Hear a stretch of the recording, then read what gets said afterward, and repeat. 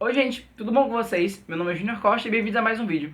Hoje eu tô aqui pra fazer resenha de um livro que eu adorei. Já posso adiantar pra vocês que eu gostei bastante da leitura desse livro, que é Marina, do Carlos Ruiz Zafón.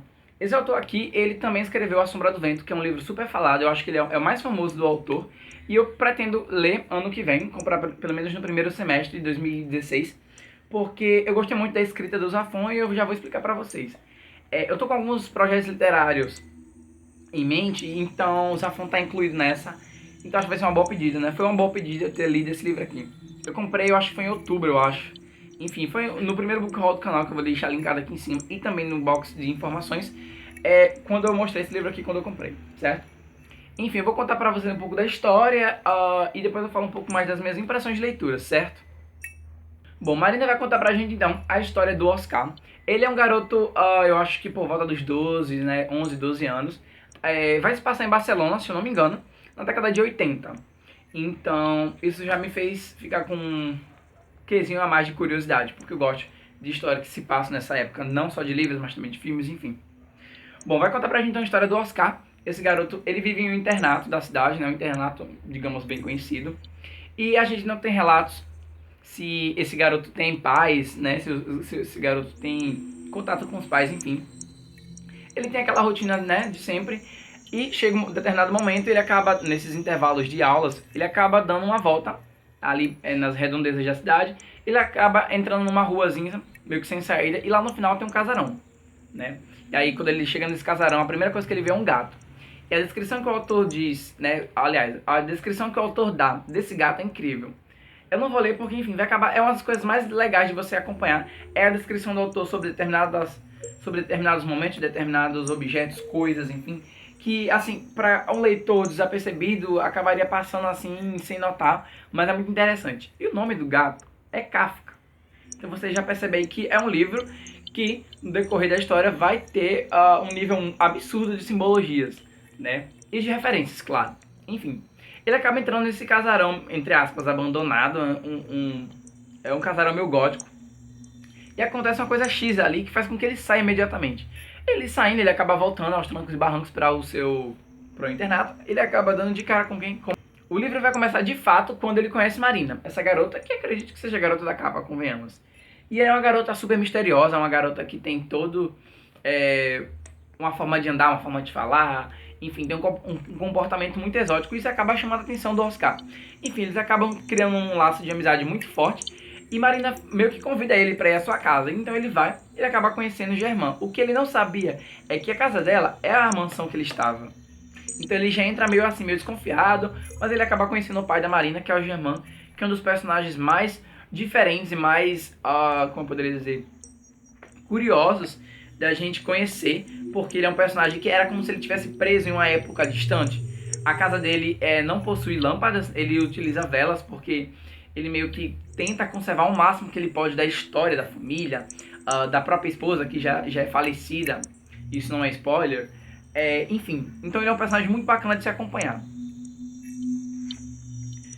Uma coisa que me chamou a atenção aqui é a descrição que o Oscar dá para a relação muito bonita de verdade entre o pai e filha. E ele vai dizer o seguinte, na página 20, ele fala: sorriu com amabilidade enquanto levava a xícara aos lábios, e por um instante notei que entre pai e filha circulava uma corrente de afeto que ia muito além das palavras e dos gestos. Um vínculo de silêncio e olhares unia os dois nas sombras daquela casa, no final de uma rua esquecida, onde viviam afastados do mundo, um cuidando do outro. E é muito isso, sabe? A relação que há entre o pai e filha é uma das coisas mais bonitas de se ver nesse livro. Aliás, essa é uma obra que é muito bonita de se ler, entendeu? Enfim, prossigamos.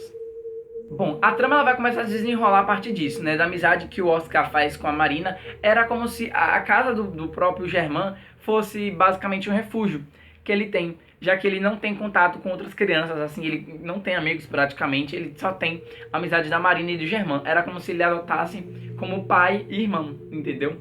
E ele acaba voltando, meio que criando uma rotina diária de voltar todos os dias, né, para esse orfanato, para, enfim, jogar a conversa fora, passar um tempo ali, ter seus momentos, digamos, de lazer, momentos sem pretensão alguma. O livro ele começa a engatar de fato do momento que a Marina acaba convidando o Oscar para dar uma volta na cidade e visitar um cemitério, super normal, quem nunca, né? Já que é um livro que ele vai narrar aqui muitos lugares góticos. E eles acabam indo para esse cemitério e vendo uma senhora, né, de capuz preto. Eles ficam observando ela, porque meio que, né, tem todo um comentário ao redor dessa mulher. E eles vão acabar parando em uma estufa, que é onde essa mulher entra. E aí que as coisas começam a ficar mais sérias. O livro ele tem um quesinho de policial, né, de investigação, mas o tom sobrenatural e misterioso do livro fica circundando toda a narrativa, toda a história. Toda a trama, aliás. Eu confesso que no começo eu fiquei com um pouco de medo, porque esse foi um livro que eu, enfim, escuto uma playlist meio que de acordo com o tema, com o gênero, e eu escolhi uma playlist um pouco macabra, digamos assim, um pouco estranha, e aí que fez com que eu ficasse mais imerso na leitura desse livro, sabe? Eu comecei a especular diversas coisas que poderiam acontecer, coisas que estavam, que não tinham tanto a ver com o personagem, mas acabavam se encaixando com o outro, enfim.